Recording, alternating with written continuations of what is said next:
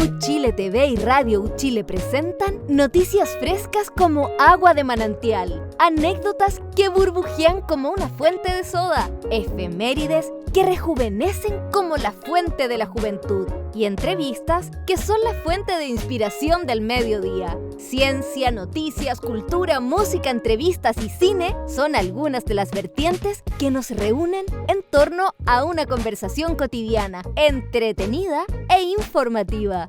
Saca tu moneda de la suerte y prepárate a lanzarla porque aquí comienza La Fuente.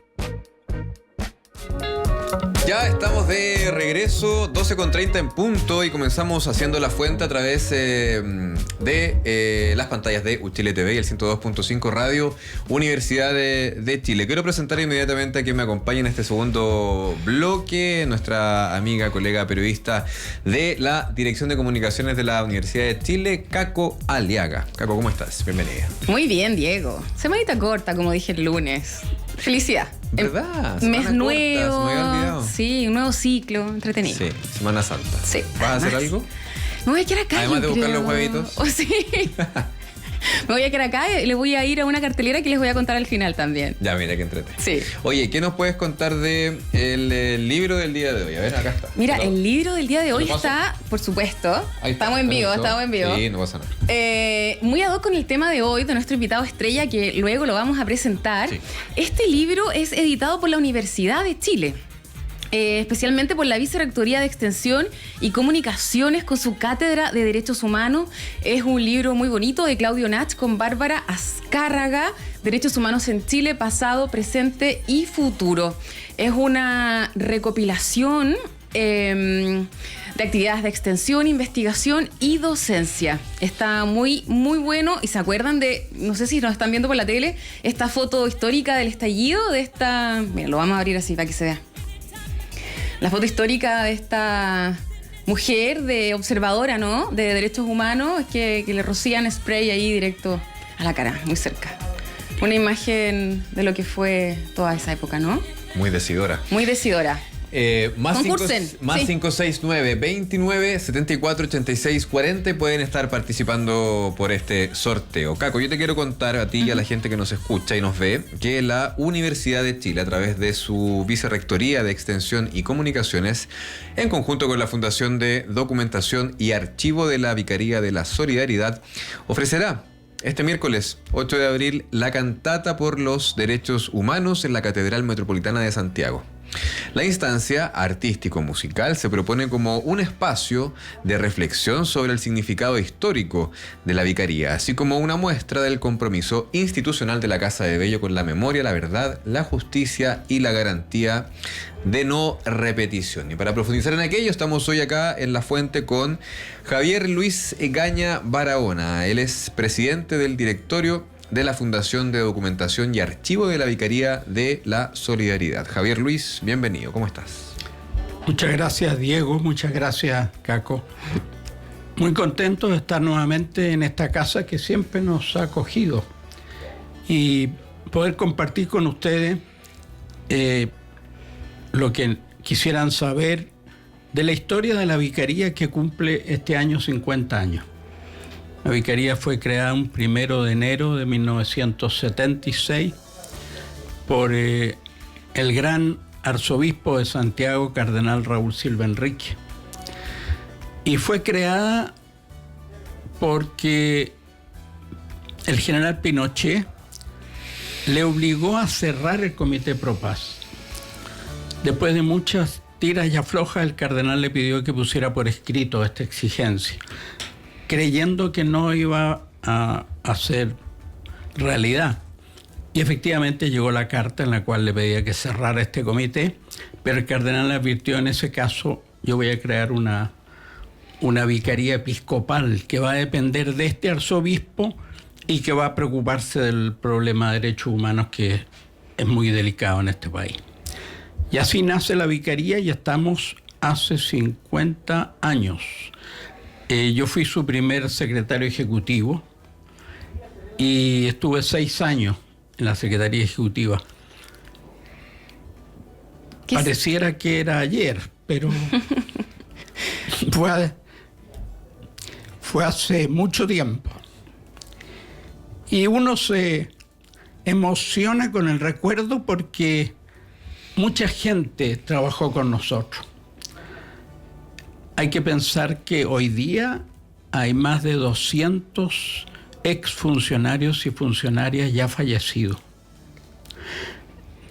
Tal vez el que la gente más recuerda es un gran amigo que perdimos, José Manuel Parada, que es el único funcionario asesinado por la dictadura. Fue degollado y realmente lo recordamos siempre con especial cariño. A Estela, a su mujer, a sus hijos. Pero en estos 50 años, sin duda, vivimos periodos muy potentes. Y la alusión que hacía Diego a esta reposición de la cantata de Derechos Humanos, podemos hablar en detalles de ello. La cantata se estrenó el año 1978. El 22 de noviembre de ese año, en la iglesia catedral. Y quiero aprovechar de agradecer muy sinceramente a la rectora, profesora Rosa Devés, a su vicerrectora, Paula Barba. ¿Barba, sí?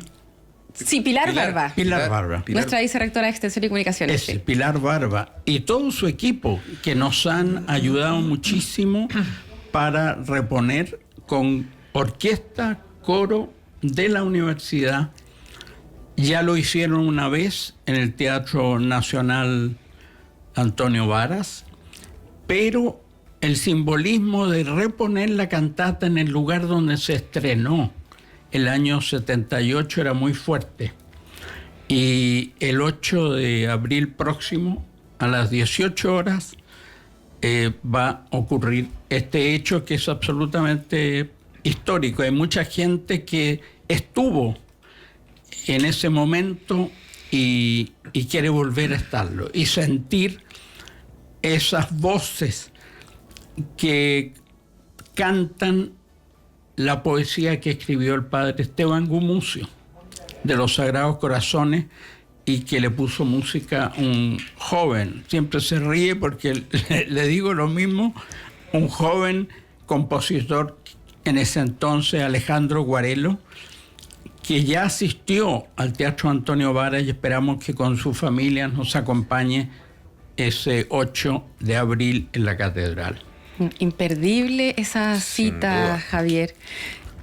¿Qué se siente, Javier, 50 años después, medio siglo, ver la memoria de la Vicaría de la Solidaridad, que fue tan significativa, ¿no?, en Chile, que continuó el legado del Comité Pro Paz, asistió jurídicamente, económica, técnica, espiritualmente a perseguidos y a sus familias, ver rememorada la Vicaría a través de la música y de esta obra tan importante? Sí, es un momento muy particular que nos toca estos 50 años. Con mucha pena supe que ayer fueron despedidos de sus trabajos un número significativo de personas que trabajaban en el plan de búsqueda. Es increíble, hay gente que puede no creerlo, pero todavía hay más de 1.000 chilenos y chilenas desaparecidos que no sabemos dónde están. Y ese plan de búsqueda trataba de buscar, recorrer todos los datos que pudieran ayudar a que esas familias pudieran encontrarse con sus seres queridos. No sabemos cómo va a seguir esto, si va a seguir o no, pero es un momento muy delicado para el mundo de derechos humanos, que es una búsqueda que todos los gobiernos, desde el 90 en adelante, han puesto lo mejor de sí para poder darle algún alivio a esas familias que ya a estas alturas lo único que quieren es encontrar los restos de sus familiares. Un plan muy importante. De hecho, la Universidad de Chile apoya este plan con apoyo científico, académico, de investigación, así que también es una noticia que está en desarrollo, ¿no? qué va a pasar con Sí, ha sido muy importante. Sí, Javier Luis, ¿por qué es tan importante el símbolo de esta cantata en la figura, digamos, artística, y qué sentido toma también hoy día? Bueno, fue publicada en 1900, estrenada 78, ¿no? 78. Momento muy álgido de lo que estaba ocurriendo acá. ¿Por qué toma sentido también? Es una de perogrullo, pero me imagino que hay una historia de por medio también, como símbolo de resistencia de las artes y en la época. Bueno, la letra de la cantata es muy, muy potente. Es una historia relatada por Esteban Gumucio entre Caín y Abel. Y él, en unos versos muy, muy bellos, hace el diálogo entre Caín y Abel. Y viene dicho con mucha fuerza: Caín, Caín, ¿dónde está tu hermano? Pregunta que evidentemente en el plan de búsqueda que hacíamos alusión hace un instante, vuelve a resonar con mucha fuerza. Por eso que la cantata, que fue interpretada por una orquesta muy grande, por un coro que dirigía en esa época Waldo Arangui, un gran director de coro, por el grupo Ortiga, un grupo que en su mayoría de sus miembros parece que está en Francia hoy día. Pero felizmente la Universidad de Chile pone una orquesta, pone un coro y además un grupo folclórico que reemplaza al Ortiga. Y ese relato lo hacía como actor un hombre extraordinario en el teatro chileno, don Roberto Parada, padre precisamente de José Manuel, del cual hablábamos hace un momento.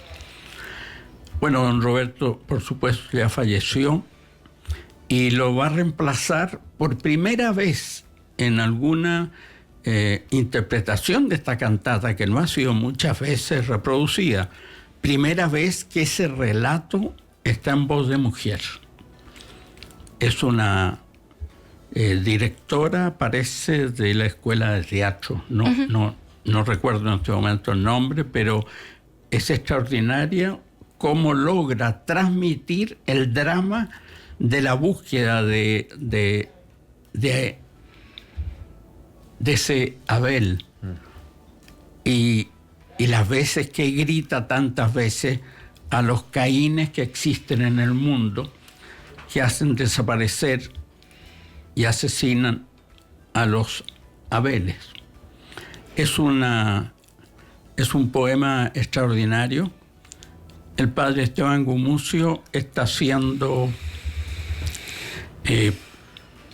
se ha seguido su causa en el Vaticano y yo creo que próximamente podrá ser beatificado. Ya fue declarado venerable y yo creo que ya avanzan los pasos para su beatificación. Felizmente vamos a estar con el autor de la música, Alejandro Guarello, que es un gran músico, y vamos a poder de nuevo escuchar esos sonidos y esas voces en el amplio espacio que tiene la catedral. Por eso que la entrada es libre, pueden ir todas las personas que quieran. Yo creo que hay mucha gente, porque muchos preguntan cuándo se repone la cantata en la catedral. Anótenlo desde ya, es el miércoles 8 de abril en la Catedral Metropolitana de Santiago. Va a ser un momento hermoso, ¿no? De historia, memoria, arte, comunidad. 18 horas. Sí, 18 horas, así es, Diego. Javier, ¿y le preocupa que las nuevas generaciones quizás están viendo los derechos humanos como algo del pasado y no como una tarea del presente? Bueno, efectivamente, lo que vivimos nosotros a partir de los años 70, durante la dictadura. Felizmente el país evolucionó, pero la memoria a veces es la que se esquiva, y de repente a uno le preguntan, muchachos que no han leído absolutamente nada sobre eso, pero ¿cómo y cómo era? Quedan muy sorprendidos. La Fundación Documentación y Archivo, la Vicaría, que es el organismo que reemplaza a la Vicaría del año 1972, cuando ésta se cierra. La Fundación tenemos permanentemente cursos de colegios, alumnos universitarios que están haciendo tesis y gente extranjera que visita Chile, que quiere saber más y puede ver ahí desde los miles de recursos de amparo que nunca se acogieron y toda la documentación que está a disposición, y es una documentación pública. ¿Qué resguarda el archivo? Me imagino que nuestros documentos también tienen material audiovisual. Sí, bueno, tenemos el archivo completo del Boletín Solidaridad, todas sus fotos, son cerca de 22.000, 25.000 fotos que hay ahí. Hay grabaciones y sobre todo la documentación escrita. Hay que pensar que en esa época es muy distinto a lo de hoy. En esa época todo se hacía por escrito, pero felizmente están las copias, están las carpetas individuales de la familia, ¿sí? De la familia. Están los recursos, las copias de los recursos de amparo, están los consejos de guerra. Es decir, está el material que prueba que en Chile se violaron sistemáticamente los derechos humanos y que lamentablemente en esa época los tribunales no contribuyeron a esclarecer la verdad ni ayudar a familias angustiadas que lo único que buscaban era encontrar a sus seres queridos. Que siguen en esa búsqueda, lamentablemente, muchos de ellos. Es importante destacar que cuando hemos hecho alguna actividad en los últimos meses vinculada a este aniversario de los 50 años, ha estado presente la presidenta de la Corte Suprema de Justicia, yo creo que reivindicando el rol que la justicia debiera haber tenido en esos años, y ella lo siente con mucha fuerza. Agradecemos siempre su presencia porque es un gesto de decir perdón. Si ayer no escuchamos el grito de tanta gente que pedía que los tribunales ayudaran y buscaran, yo estoy comprometida en esta causa. Javier Luis, nos quedan poquitos minutos, se nos pasó rápido la conversación, sí, muy interesante, no, y tremendamente interesante también, harto dato, harta historia. Hay gente que comenta a esta hora en nuestro número de WhatsApp, porque hablamos con la gente y nos envían lo siguiente, mire. Mi nombre es Alexis Burgos, me tocó vivir la dictadura en mi juventud y por principios dados por mis padres tuve que luchar por la democracia. En consecuencia de esto me coartaron mis estudios profesionales de por vida. Para mí sería un honor poder contar con un libro de derechos humanos. Bueno, Alexis, ya estás dentro de la ruleta. No puedo terminar la conversación no sin antes preguntarle a ver si me puede definir brevemente o en una frase eventualmente qué es o cómo se sintió escuchar el estreno por primera vez de la cantata en la catedral para usted.